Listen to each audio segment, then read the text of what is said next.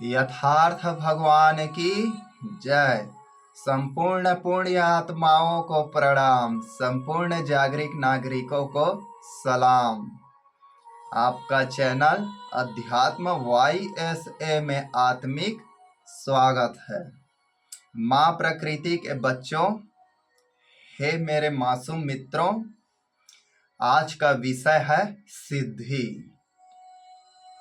इसके पिछले वीडियो साधना पर बनाए थे। सिद्धि साधना एक साथ बनाते तो वीडियो लंबा होता और आम और सभी लोग इसको देखने में रुचि न रखते। तो चलो आज के विषय में चलते हैं।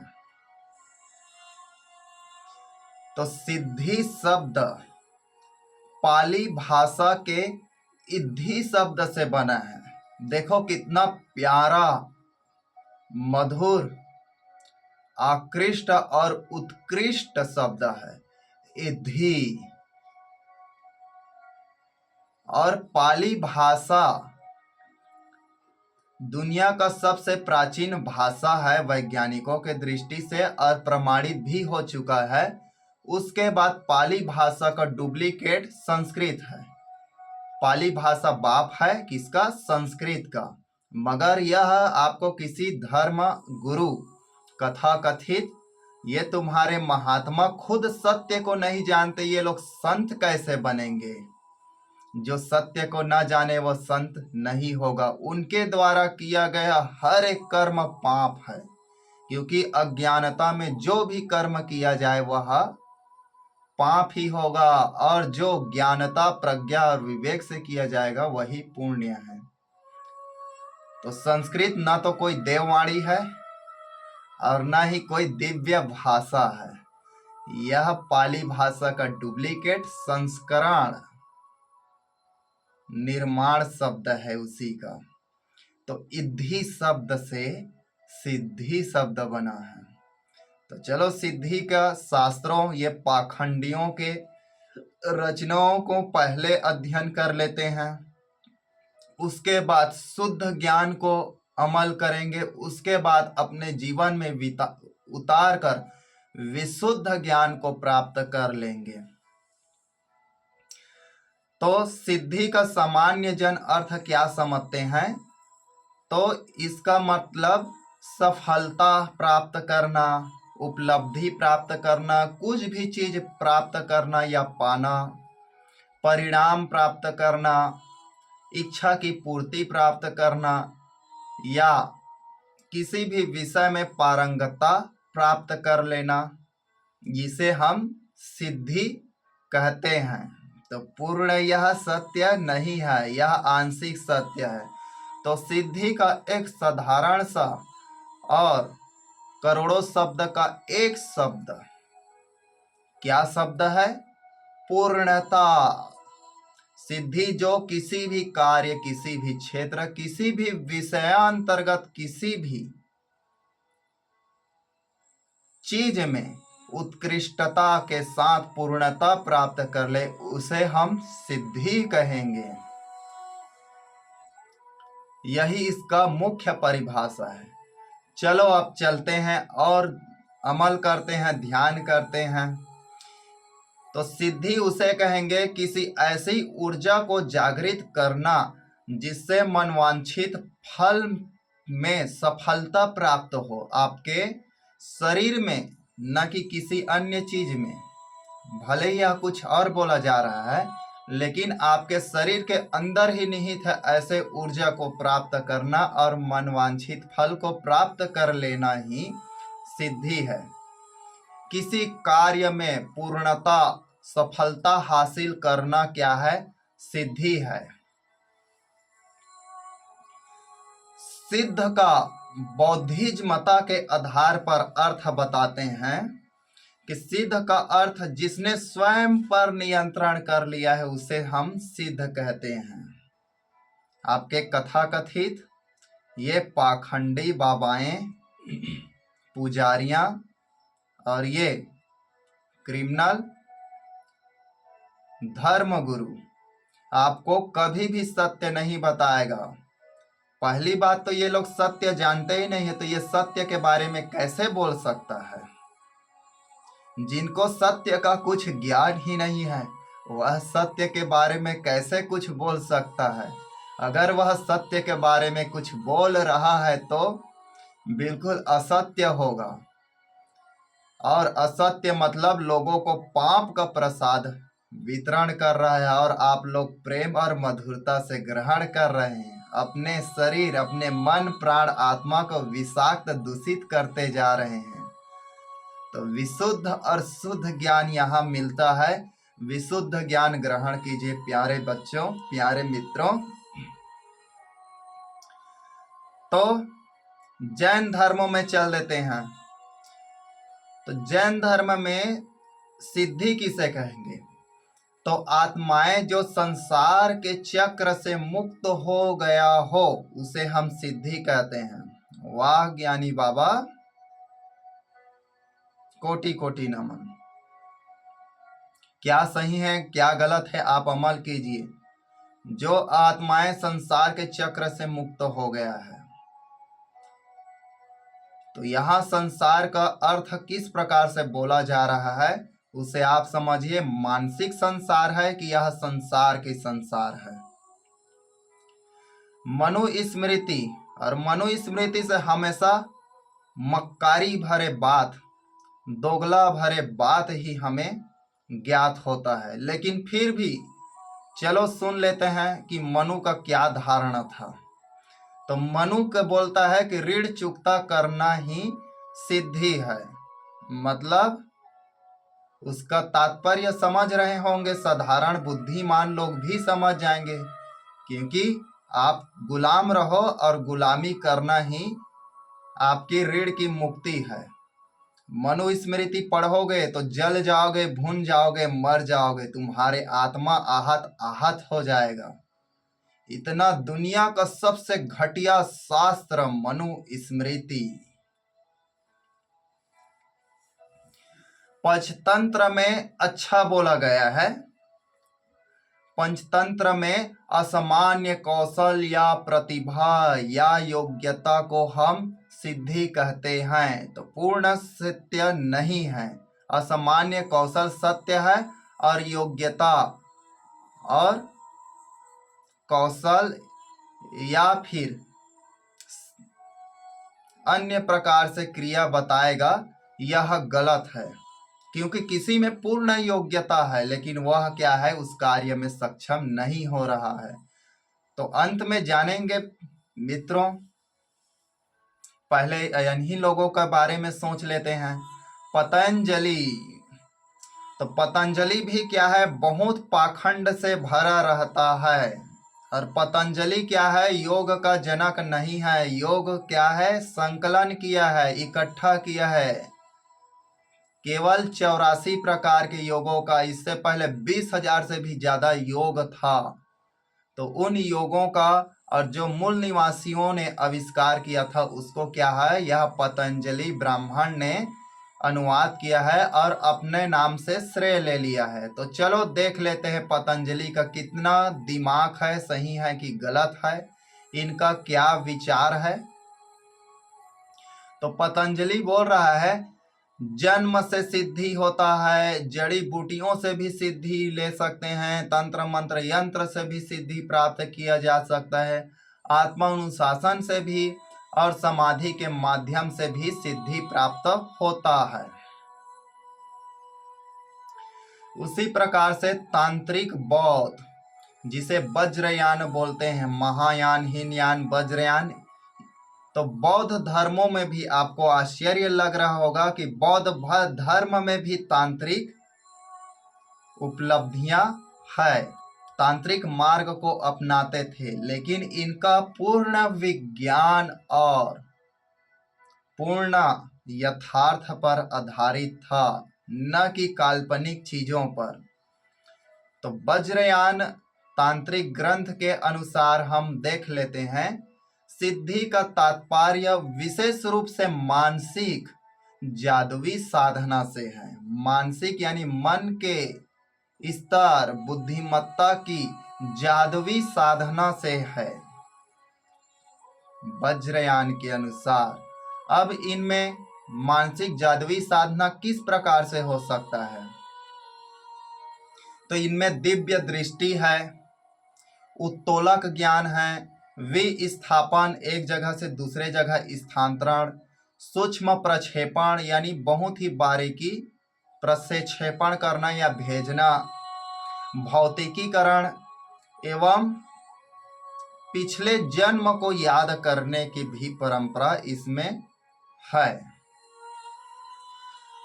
अब सिद्धियों का उल्लेख अलग अलग जगहों पर अलग अलग बताया जाता है।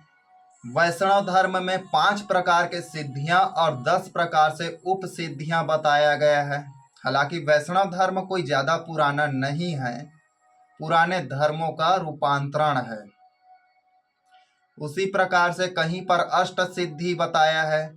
जैसे आप लोग बंदर, अब मैं बंदर बोल रहा हूं तो आपत्ति हो जाएगा। रामायण में लंगूर बोल रहा है, बंदर बोल रहा है, वानर बोल रहा है, तो उसमें आपत्ति नहीं है। तो बजरंग बली तो वो नहीं है जिसको आप मानते हैं। बजरंग बली का साधना दिया जाएगा कि बजरंग बली कौन है। तो जो बंदर है उसको अष्ट सिद्धि नवनिधि के दाता असवर दिन जानकी माता, माता जानकी ने 8 प्रकार के सिद्धियां हनुमान जी को दिया था। ऐसा है। ये शास्त्र के अनुसार 12 प्रकार के सिद्धियां बताया है, कहीं पर 16 प्रकार के सिद्धियां और कहीं पर 18 प्रकार के सिद्धियां और कहीं पर 64 प्रकार के सिद्धियां। जैसे कृष्ण को 64 कलाओं आता था, ऐसा सुनते हैं। था कि नहीं कृष्ण, इसके बारे में कोई प्रमाण नहीं है। और कला, गुण, ज्ञान, विज्ञान, प्रज्ञान, इसका कोई सीमा नहीं है। न 5, 8, 12, 16, 18, 64 इस प्रकार से हम डिवाइन जो वर्णन है उसको कर रहे हैं। बाकी किसी भी प्रकार का कला नहीं है। जैसे कि इन लोगों के पास तो ज्ञान प्रज्ञा नहीं है, तो इस वीडियो को देख रहे हैं तो आपके आत्मा, आपके प्राण, आपके रोम प्रतिरोम, आपके संपूर्ण चेतना में जागृति पैदा होगा। ये भी यह कार्य करने में हम सफल हैं, पूर्ण रूप से पारंगत हैं, तो यह क्या है, हमारी खुद की एक सिद्धि हो जाएगा। तो इसमें इस प्रकार के सिद्धि नहीं बताया क्योंकि इतना बुद्धि ही नहीं है इन लोगों के पास। तो शास्त्रीय विधि पर चलो चलते हैं। बंदर वज्र बलि का तो 8 प्रकार के सिद्धियों का दाता है बोलता है। तो उस 8 प्रकार के सिद्धियों का नाम ले लेते हैं। अणिमा, अणिमा अणु शब्द से आया है। अणु माने बहुत सूक्ष्म, सूक्ष्म से सूक्ष्म अणिमा। महिमा, इतना बड़ा रूप आकार ले सकता है, अपने इच्छा अनुसार कितना भी बड़ा रूप आकार ले सकता है। लघिमा, बहुत से बहुत सूक्ष्म, बहुत हल्का, बहुत भारहीन, वह क्या कर सकता है, रूप लेने में सक्षम है या ऐसा कार्य कर सके। गरिमा, गरिमा का मतलब गौरवान्वित होता है और एक प्रकार से यहाँ गरिमा का मतलब है भारी, घनत्व। क्या है, संकीर्णन, तो बहुत ज्यादा भारी और गरु, वजन करने में सक्षम हो। इस प्रकार से प्राप्ति, कुछ भी प्रकृति से चाहे वह सब कुछ प्राप्त कर सके, इस प्रकार की सिद्धि को प्राप्ति सिद्धि कहेंगे। और अप्राप्य, तो अप्राप्य सिद्धि उसे कहेंगे जो प्रकृति को अपने अनुसार ढाल सके, अपने इच्छा अनुसार क्रियान्वित कर सके, अपने अनुसार कुछ भी कर सके, इस प्रकार की क्षमता और शक्ति प्रकाम्य सिद्धि कहते हैं। ईशित्व सिद्धि, इस प्रकार के सिद्धि में प्रकृति या अन्य चीजों को या संपूर्ण ऐश्वर्य और सुख साधन से संपूर्ण भरा पूरा हो, ऐसे सिद्धि को ईशित्व सिद्धि कहेंगे। वशित्व सिद्धि, तो वशित्व सिद्धि उसे कहते हैं जिसके अनुसार समूल क्षर चराचर मतलब जीव निर्जीव सारे चीज उनके वशीभूत हो जाए, उनके नियंत्रण हो जाए, इस प्रकार के सिद्धि को वशीभूत सिद्धि कहते हैं। तो एक ट्रिक बनाए हैं आप लोगों को याद करने के लिए, और याद नहीं करोगे तो कोई बात नहीं, हम एक ही सिद्धि जानते हैं और उस सिद्धि को वीडियो के अंत में देखना। तो अमल गप्पी बस, अणिमा महिमा लघिमा गरिमा प्राप्य अप्राज्ञम ईशित्व और वशित्व। अब सिख धर्म में भी 8 प्रकार के सिद्धियां बताया गया है और सुने होंगे। एक ओमकार सतनाम, इस प्रकार से वो लोग गुरु बाणी गुरु ग्रंथ साहिब नानक देव द्वारा रचित। तो सिख धर्म में 8 प्रकार के सिद्धि देख लेते हैं। तो सिख धर्म में एक अच्छा बहुत ही सुंदर बात लिखा है, सिद्धि अंतर्वाणी या अंतर्दृष्टि। सिख धर्म में अंतर्दृष्टि को ही सिद्धि बोला गया है। तो ये अच्छा माध्यम है और शुभ लक्षण है कि ये सिद्धि का सही अर्थ है। तो सिख धर्म में आप ये जान लेना कि अलख पूरक जिसे हम निरंकार बोलते हैं, उसको बाबा नानक गोविंद जी ने अलख पूरक कहा है। और ब्रह्मांड में ओमकार जो नाम है उसको उसने बोध और ज्ञान से प्राप्त किया, और एक ओमकार सतनाम। तो पहला इनका सिद्धि है एक ओमकार, ईश्वर एक है और निराकार है। सतनाम, ईश्वर सत्य है। तीसरा कर्ता पूरक, ईश्वर ही निर्माता है, ईश्वर ही सृजन करता है। चौथा निर्भय, ईश्वर किसी से भय नहीं रखता। पांचवा निर्वैर, ईश्वर किसी के प्रति बैर भी नहीं रखता। छठवां अकाल मूरत, मतलब ईश्वर शाश्वत है, अकाल जिसका कोई काल नहीं है, वही मूर्त है, वही रूप है जो कभी नहीं मिटने वाला है।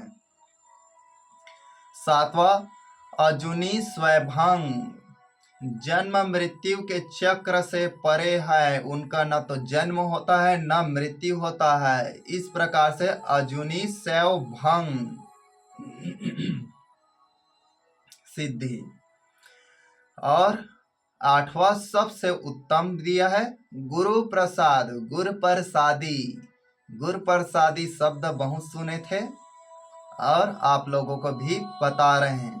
तो गुरु की कृपा से ईश्वर के प्राप्ति को गुरु प्रसादी सिख धर्म में बोला गया है। इसी प्रकार से कपिल भी 8 प्रकार के सिद्धियों का वर्णन करते हैं जो मन की अज्ञानता को दूर करता है और ज्ञान प्रकाशित करता है या अज्ञानता के दलदल से बाहर निकालता है। इस प्रकार से कपिल मुनि बोल रहे हैं। और आपका मित्र अस्तित्व अर्जुन तेली क्या बोल रहा है, कपिल का बात मत मानना और मनु का बात मत मानना, दोगला और पाखंडों से भरा है। कपिल ये भी पहले का कानून लिखने वाला था और इसको अध्यात्म के बारे में, ये कपिल सांख्य के रचयिता है और कपिल केवल दार्शनिक है, ना कोई ऋषि मुनि कुछ नहीं है। ठीक। तो कपिल को ऋषि ऋषि मत मानना, ये दार्शनिक है। दार्शनिक और ऋषि में अंतर होता है। ऋषि देखने वाला होता है, दृष्टा होने वाला होता है, अमल करने वाला, अनुभव करने वाला, सत्य को जानने वाला होता है। और दार्शनिक क्या है? कल्पनाएं भी हो सकता है। ऐसे ऐसे महापुरुष पाखंडी लोग दार्शनिक थे। इसीलिए इस देश का यही दशा है, गुलामी और अज्ञानता और पाखंड। सुकरात, अरस्तु ऐसे दार्शनिक इस देश में होते तो इस देश का दशा ऐसा नहीं होता। विज्ञान देखो कितना उन्नति कर चुका है। दार्शनिक से विज्ञान पैदा हुआ। पहले लोग कल्पना और तर्क पर थे, उसके बाद दृष्टा ऋषि बने। और भारत में आज भी दार्शनिकता के आधार पर यह चल रहा है और उसको बड़ा चढ़ा बढ़ाकर ऋषि मुनि और संत बता दिया जा रहा है। तो कपिल एक दार्शनिक मात्र थे। दार्शनिक, वो भी उत्तम दार्शनिक नहीं थे, पक्षपाती दार्शनिक थे। तो इनके 8 सिद्धि के बारे में पढ़ोगे तो आपको इनके प्रति घृणा पैदा हो जाएगा। तो चलो, गंदे लोगों का गंदे विचार यहाँ पर प्रकट नहीं करते हैं, लेकिन 16 प्रकार के सिद्धियों का वर्णन कर लेते हैं। तो पहला सिद्धि वाक सिद्धि, जिनके वाणी से, बोलने से जो कुछ भी बोला जाए वह सत्य हो जाए, जो कहा जाए वह सत्य हो जाए। शुभ मस्तु बोले तो उसका शुभ कार्य हो, कल्याण मस्तु बोले तो उनका कल्याण हो। सिद्धिर्भवतु, उनको सिद्धि प्रदान हो। मगर किसी के वाणी में इतना सत्यता वर्तमान में नहीं दिख रहा है और उनका आशीर्वाद कहाँ लगेगा? उन लोगों के पास नकारात्मक ऊर्जा है। हाँ, ये मान सकते हैं कि नकारात्मक ऊर्जा लग सके, क्योंकि बेईमानी और पाखंड में ये लोग भरपूर हैं। पहला वाक सिद्धि होता है, दूसरा दिव्य दृष्टि होता है।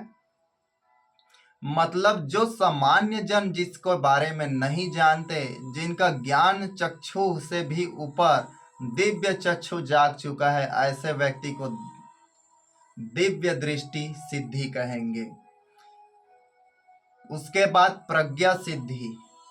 तो प्रज्ञा सिद्धि जिनका ज्ञान विवेक, जैसे इस वीडियो को आप देख रहे हैं, इस वीडियो को देखने से आपको ज्ञान बोध जो बोला जा रहा है उसमें सच्चाई, अच्छाई, भलाई को जान गए, या इस वीडियो में किसी के बारे में बुराई बोला जा रहा है या किसी गलत धारणा से हम अस्तित्व बना रहे हैं, आपके मन अंतरात्मा उस चीज के बारे में बता देगा। आपका विवेक बता देगा कि हाँ, अमुक गुरुजी है, गुरुजी मत बोलना, हम गुरुजी के लायक नहीं हैं और गुरुजी के लायक अभी कोई नहीं है। गुरु महान शब्द है, ईश्वर तुल्य है। तो हम सिर्फ अपने को उपासक बोलते हैं। तो जिनका प्रज्ञा ज्ञान प्रबोध हो गया, उस प्रकार से व्यक्ति को प्रज्ञा सिद्धि कहेंगे। चौथा है दूर श्रवण सिद्धि। दूर के चीजों को आप श्रवण कर सकते हैं, सुन सकते हैं, इस प्रकार के सिद्धि को दूर श्रवण सिद्धि कहेंगे। उसके बाद पांचवा जल गमन सिद्धि, जो भूमि की तरह जल में भी चल सके, दौड़ सके, लोटपोट कुछ भी कर सके। जैसे पहले बचपन में हम लोग टीवी में देखते थे, क्या बड़ा मजा आता था और कल्पना भी करते थे कि काश हम भी ऐसे पानी में चलते। तो इस प्रकार के सिद्धि को जलगमन सिद्धि कहते हैं। उसी प्रकार से हवा में भी चलना, छठवा वायु गमन सिद्धि। वायु में जैसे पहले सीरियल में देखते थे कि हवा में देवता और राक्षस या कोई राजा महाराजा, कोई दिव्य राजा और असुर लोग हवा में लड़ाई करते थे। और पहले ओजोन परत का ज्ञान नहीं था, ओजोन परत में ऐसा हो जाएगा। अब इसके बाद इस चीज को जान जाएगा ये लोग जो काल्पनिक कथा कहानी वाले हैं। ये लोग देखो, ओजोन परत के बारे में हमारे पूर्वजों ने करोड़ों अरबों खरबों साल से आविष्कार कर चुका है, जिसे आज विज्ञान आविष्कार कर रहा है। इस प्रकार से इसको भी पुस्तक में छाप देगा। अभी ओजोन परत के बारे में ये लोग नहीं लिखे हैं। और विशाल झूठिया हाइपर क्वेस्ट, ये तो जो कुछ भी दुनिया में आविष्कार नहीं हुआ है उसको भी यह कोई कर दे, उसको भी देखो भाई हमारे वेद शास्त्रों में ऐसा है वैसा है। यानी जो कुछ भी आविष्कार, जो कुछ भी ज्ञान का बात है वो सिर्फ वेद और शास्त्र में ये पहले से है। विशाल झूठिया हाइपर क्वेस्ट, इस चैनल को कदापि नहीं देखना चाहिए। आपके मस्तिष्क का बचाइए, आपके वंशजों के विकृति आने वाले रूढ़ता को हटाइए।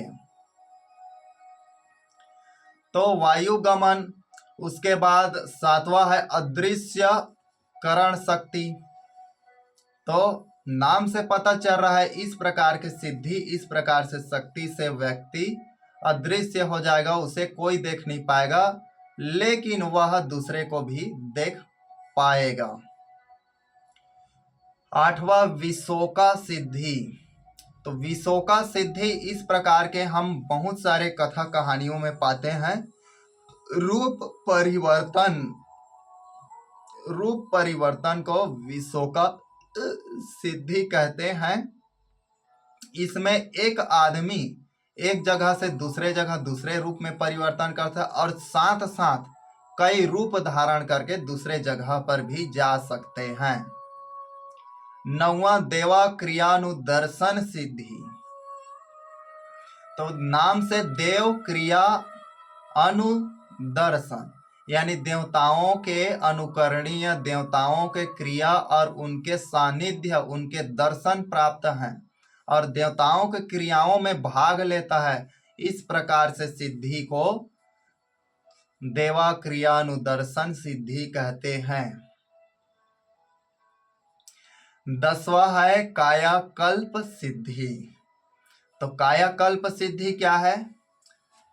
तो बुजुर्ग जीर्ण शीर्ण शरीर भंगुर के करीब है, यह शरीर क्षीण हो गया है, कमजोर हो गया है, तो वह अपने इच्छानुसार शरीर में परिवर्तन, शुद्धता ला सकता है। इस प्रकार की सिद्धि को कायाकल्प सिद्धि कहते हैं। 11वां है सम्मोहन सिद्धि।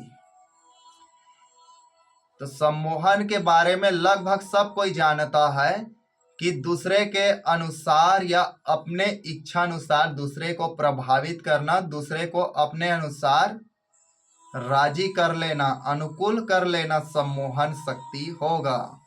12वां गुरुत्व शक्ति। तो गुरुत्व शक्ति बहुत महिमावान है लेकिन शास्त्रों के अनुसार बहुत छोटा बताया है।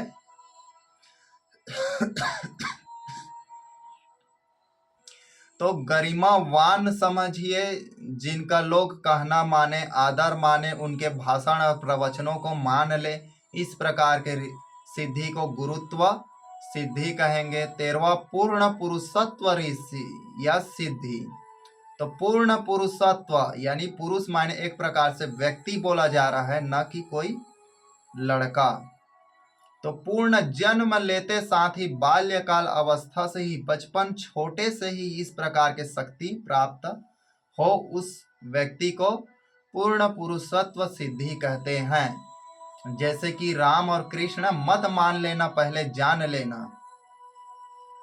उदाहरण यही आप लोग सोचोगे इसलिए बोल दिया था, ठीक है ना, ठट्ठा ठिठोली। उसी प्रकार से सर्वगुण संपन्न सिद्धि। तो इस प्रकार से सिद्धि होता है। तो आप में सामर्थ्य क्षमता होना चाहिए। मंत्र जाप से सर्वगुण संपन्न नहीं हो सकते और सर्वगुण संपन्न सर्व मनोकामना का मंत्र सभी प्रकार के पुस्तकों में मिलता है। तो आप कर लो और सिद्ध हो जाओ सर्वगुण संपन्न। शास्त्रों में द्रौपदी को सर्वगुण संपन्न बताया है। ठीक है भाई, सर्वगुण संपन्न था तो महाभारत लड़ना ही नहीं पड़ता, वहीं पर लड़ लेता। तो कथनी करनी में बहुत अंतर होता है। चोर क्या है, उसी बात को 10 प्रकार से सही साबित करने में तुला रहता है। और सत्य क्या है, अपने आप को बोलना नहीं पड़ता, साबित हो जाता है या फिर बोल दिए तो एक बार में ही उसका खंडन हो जाता है। तो शास्त्रों में द्रौपदी को, सीता को सर्वगुण संपन्न बताया है। अगर ऐसा होता तो आप लोग समझिए, जिसमें किसी भी प्रकार के गुण का कमी न हो, जिसमें सभी प्रकार के गुण से भरा पूरा हो, संपन्न हो, इस प्रकार के व्यक्ति में सिद्धि हो, उसे सर्वगुण संपन्न सिद्धि कहेंगे। जैसे कि कोई व्रत करता है, सर्वगुण संपन्न पुरुष लड़का हमें मिल जाए, लड़कों को भी सर्वगुण संपन्न लड़कियां मिल जाए, सर्वगुण संपन्न माँ बाप को दामाद मिल जाए, सर्वगुण संपन्न माँ बाप को बच्चा मिल जाए, ऐसा बोलते हैं। 15 इच्छा मृत्यु। अब मृत्यु भी क्या है? एक सिद्धि है। आपके इच्छा अनुसार मरोगे, जिसे पितामह भीष्म बोलते हैं। तो पितामह इस देश का नहीं है, किसी का होगा पितामह भीष्म। पितामह है तो इस देश के राष्ट्रहित के लिए उसने क्या किया बताओ। पितामह भीष्म के सामने ये अभी नाम लिए द्रौपदी गिड़गिड़ा रही थी कि आप तो हमारे पिता हैं और पिता के होकर बच्ची का वस्त्र हरण कर रहा है, तो आप इसमें क्या कर सकते हो? तो मैं कुछ नहीं कर सकता बोलता है। देखो, ऐसा होना चाहिए पितामह। धन्य है पितामह भीष्म। तो पितामह भीष्म नहीं है, पितामह भ्रष्ट है ये कहानी के आधार पर।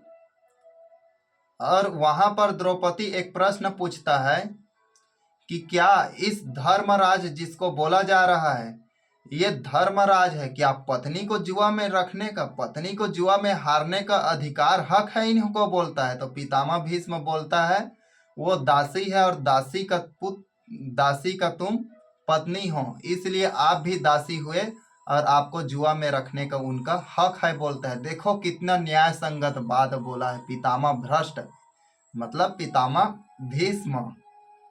कहानी के आधार पर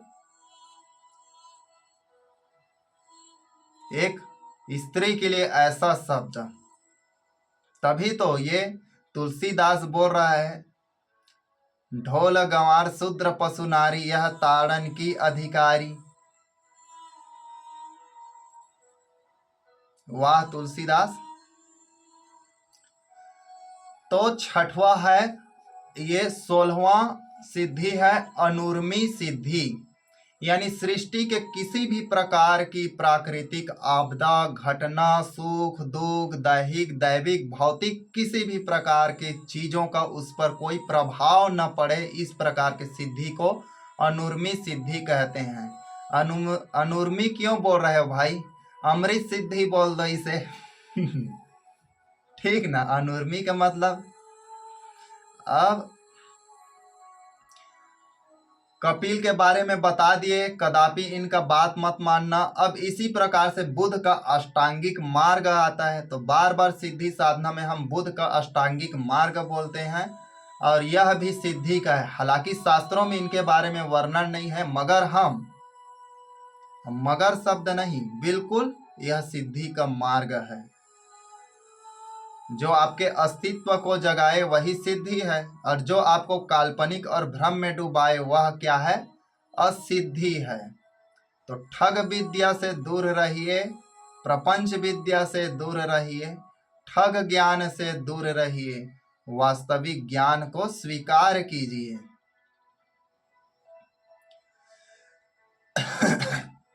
तो बुद्ध का अष्टांगिक मार्ग चलो एक बार फिर रिपीट कर देते हैं आप लोगों के भलाई के लिए।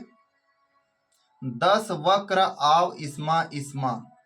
द से सम्यक दृष्टि, स से सम्यक संकल्प, व से सम्यक वचन, क्र से सम्यक कर्म, आ से सम्यक आजीविका, व से सम्यक व्यायाम या प्रयत्न, इस्मा सम्यक स्मृति और सम्यक समाधि।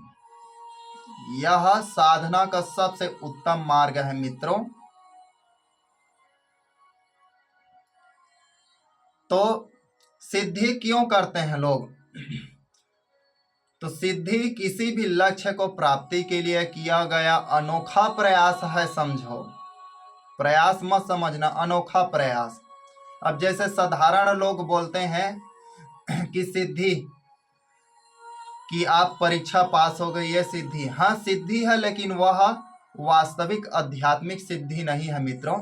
परीक्षा कोई भी पास हो सकता है मेहनत करने से, लेकिन वह पारंगत होगा अद्वैत या पूर्ण रूप से या एक प्रकार से कौशलता प्राप्त करेगा, तब वह सिद्धि होगा। मतलब उससे कोई चूक भूल ना हो। जैसे कि एक तीरंदाज 100 तीर में 80 90 100 लगा लेगा, लेकिन 1000 में 1 2 चूक जाएगा, तो वह तो सिद्ध है धनुर्विद्या में, लेकिन सिद्धि नहीं है। सिद्धि का मतलब वो जब भी तीर लगाए तब भी पड़ेगा। इसी का एक कहानी सुन लेते हैं, इस कहानी के माध्यम से जान जाओगे। बहुत ही बहुत ही सुंदर और प्यारा कहानी है चीन का। एक राजा के दरबार में सर्वश्रेष्ठ धनुर्धर के लिए एक धनुर्धर बोलता है कि मुझसे बड़ा कोई धनुर्धर होगा तो राजा डंका पिटवा दो, देख लेते हैं, निर्णय हो जाएगा। राजा प्रशंसा होता है, इसमें निर्णय का क्या बात है भाई, आपसे बड़ा धनुर्धर तो कोई है ही नहीं है। फिर भी राजा साहब, किसी को चुनौती कुछ भी लेना है तो ऐसे प्रमाण नहीं घोषणा करना चाहिए। तो राजा बोलते हैं ठीक है भाई, आपसे तो बड़ा कोई धनुर्धर नहीं है। इतने में राजा का दरबारी हंसने लगता है। इस प्रकार के हंसी देखकर राजा और वह तीरंदाज, वह क्षत्रिय, क्रोध होता है और इतने में उससे बोलता है, अभी तुम धनुर्विद्या के बारे में क्या जानते हो भाई? धनुर्विद्या के बारे में जानना है तो एक आदमी जंगल में रहता है और वह क्या है, बहुत ही बड़ा प्रज्ञान गुरु है, धनुर्विद्या त्याग चुका है। घोषणा करने से पहले थोड़ा रुक जाओ, ठहर जाओ, जरा उस आदमी से तो मिल कर आओ। उतने में बोलता है, अरे हमसे बड़ा कैसे होगा? तो दरबारी बोलता है, जरा मिल तो लो भाई, फिर जल्दबाजी क्यों घोषणा करने में? मिलने से क्या बिगड़ता है? तुम ज्यादा रहोगे तो उससे मिलोगे तो घटोगे तो नहीं। ठीक है बोलता है और वह जंगल चला जाता है। जंगल जाने के बाद उस गुरु से मिलता है और उस गुरु से वह उसके कौशलता को देखकर, यानी उस आदमी में इतना अद्भुत ज्ञान और सिद्धि था, ज्ञान नहीं बोलेंगे, सिद्धि था, कि वो लकड़हारा होकर लकड़ी के गट्ठे से, यानी किसी भी लकड़ी को खींच कर मारता था तो अचूक था, खाली नहीं होता था।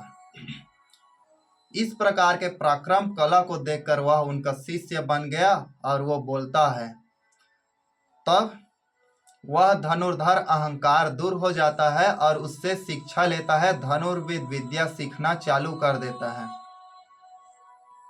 अब उसके सीखने के बाद वह सेनापति जो धनुर्धर था वह सोचता है, अब तो मैं सबसे बड़ा धनुर्धर हूं, मैं तो जाकर बोल दूंगा, घोषणा कर दूंगा, और यह आदमी तो आएगा भी नहीं वहां पर अपने आप को बड़ा साबित करने और मुझे छोटा साबित करने के लिए, क्योंकि इनके शरीर में बहुत ही शांति है, किसी को बड़ा छोटा या प्रतिभा।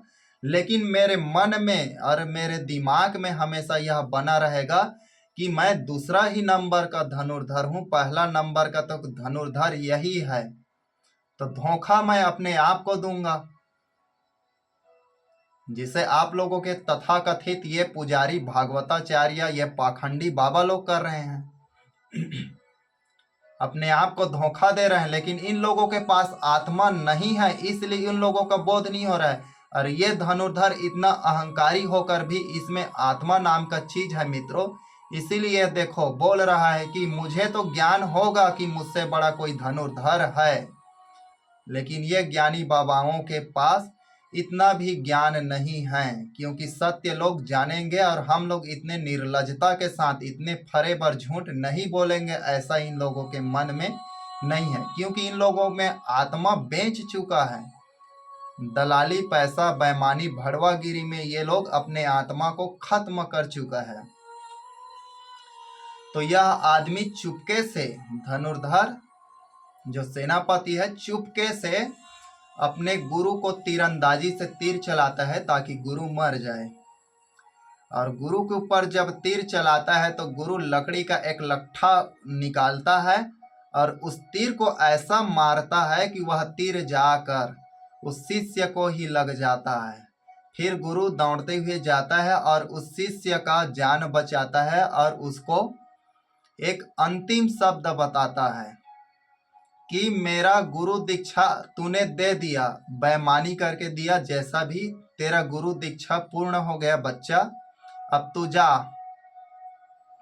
मगर एक बात तेरे को नहीं सिखाया था, दुनिया में सबसे खतरनाक कौन है?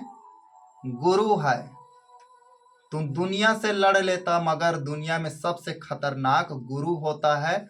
और गुरु का खतरनाक ज्ञान क्या है वो आज तूने जान लिया। और आप लोग भी जान गए कि गुरु कैसा होता है। इस कहानी को जीवन में समझना मित्रों, अमल करना। उसके बाद वह धनुर्धर सेनापति जाने लगता है तो फिर बोलता है गुरु कि जरा रुक, अभी तूने धनुर्विद्या देखा ही कहाँ है? धनुर्विद्या देखना है तो मेरे गुरु के पास जा, उस पहाड़ी के नीचे जा। उस पहाड़ी में एक बुजुर्ग आदमी, हार्डा का ढांचा बस बचा है, कुछ मांस वांस है। और इस आदमी को देखकर शंका मत करना, उनके पास जो विद्या है उसके पास जाकर देख धनुर्विद्या होता क्या है। मेरे को तो कम से कम धनुर को छोड़ा हो गया, लेकिन लकड़ी का लठ तो चलाना पड़ा।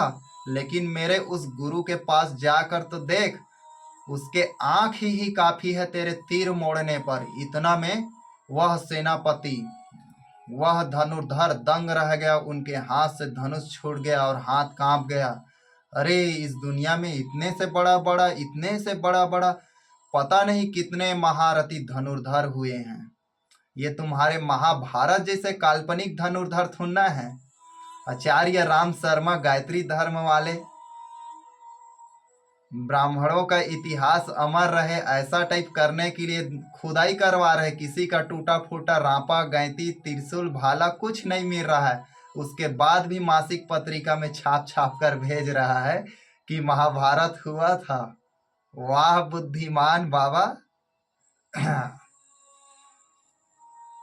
दुख लगेगा लेकिन वास्तविकता है, ये काल्पनिक कहानी नहीं है मित्रों।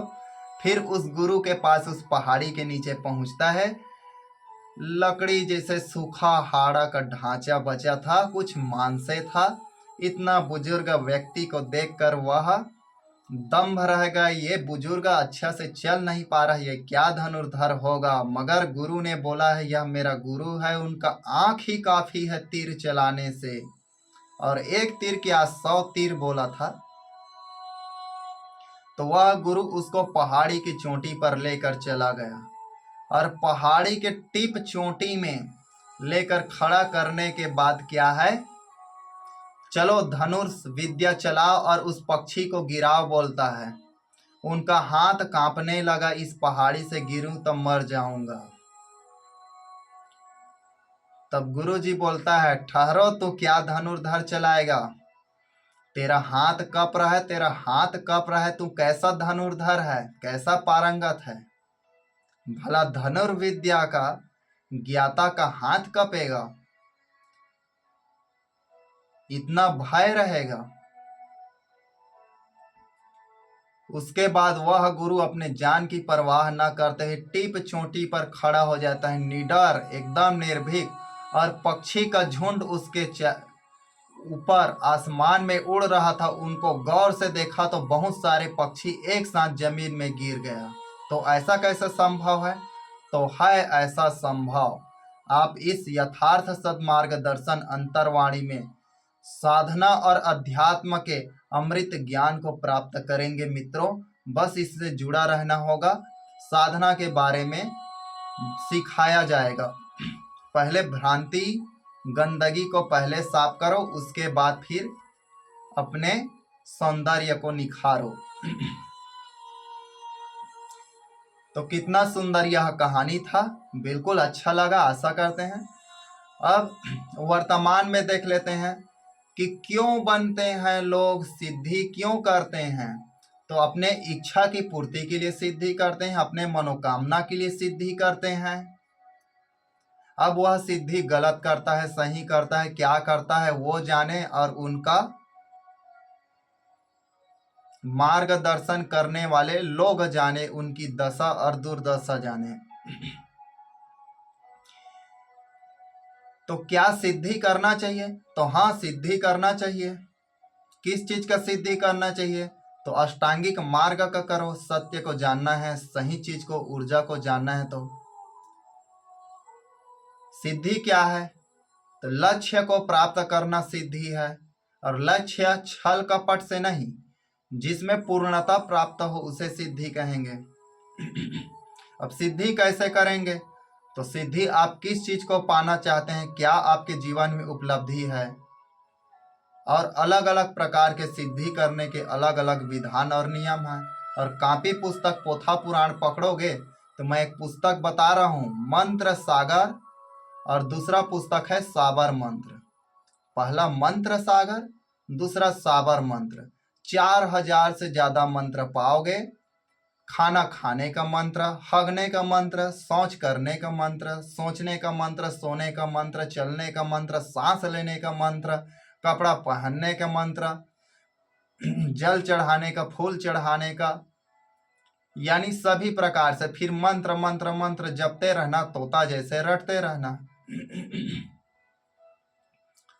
ये पुस्तक खरीद लेना, किसी का तो कुछ नहीं हुआ है, अब तुम लोगों का भी कुछ नहीं होगा। बस पुस्तक वाले पैसा कमाएंगे, उनके घर में पैसा भरो, पुस्तक खरीदो और अपना समय बर्बाद करो। तो वर्तमान में भारत में कौन सिद्धि वाला है? अवधेशानंद महाराज बोलते हैं ये सिद्धि वाला है। तो इतना सिद्धि वाला है तो क्या नहीं कर रहे हैं? किसी का तो कुछ भला कर ही नहीं रहे हैं, केवल पैसा इकट्ठा कर रहे हैं, उसको जमा कर रहे हैं। जिनके पास सिद्धियां होता है वह समाज सेवा ऑटोमेटिक करने पड़ता है।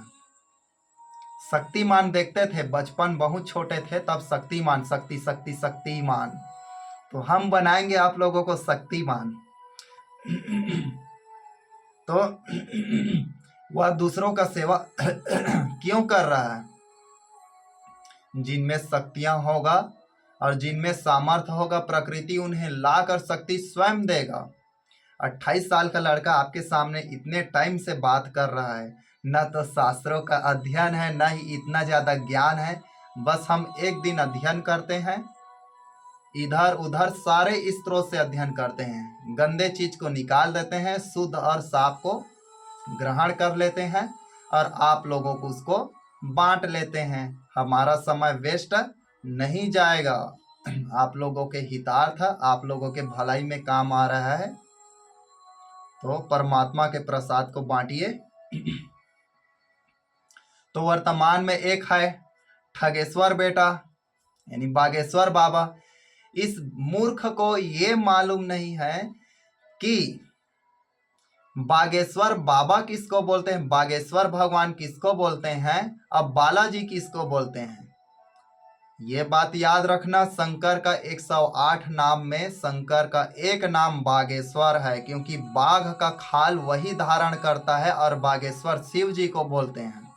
और प्राचीन समय में जाओगे तो वो जो धाम है उनका बागेश्वर धाम, वहाँ शंकर का ही मंदिर मिलेगा, और शंकर का ही इतिहास देखोगे फिर भी मिलेगा, वहाँ बजरंगबली का इतिहास नहीं मिलेगा।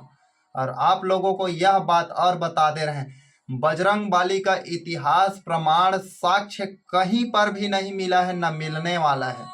अब कांस्य, पीतल, सोना, चांदी, तांबा का 500, 1000, 2000 साल का मूर्ति मिल जाएगा, लेकिन यह क्या है?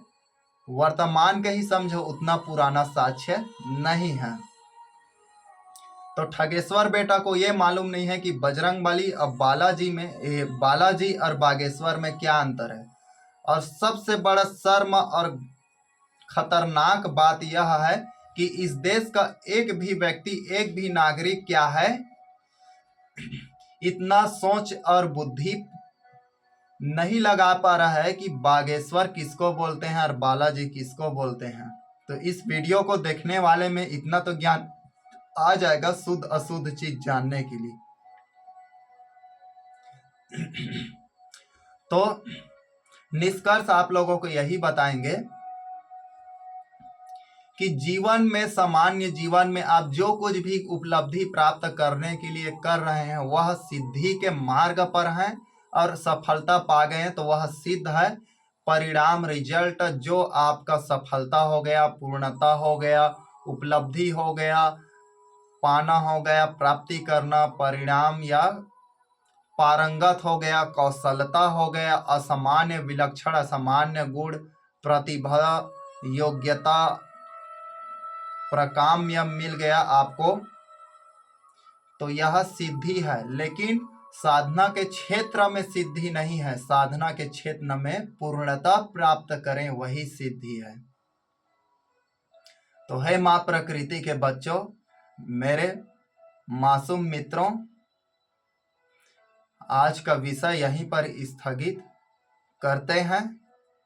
पिछला विषय फिर कुछ अच्छा और नया ज्ञान से लाएंगे। अब बिल्कुल आशा करते हैं, वीडियो लंबा हुआ है और आज का वीडियो वास्तव में कठिन है। कोई भी वीडियो इतना कठिन नहीं आभास हुआ था, यह वीडियो कठिन आभास हो रहा है। तो इस प्रकार से किसी भी प्रकार के साधना और सिद्धि को मत जानिए।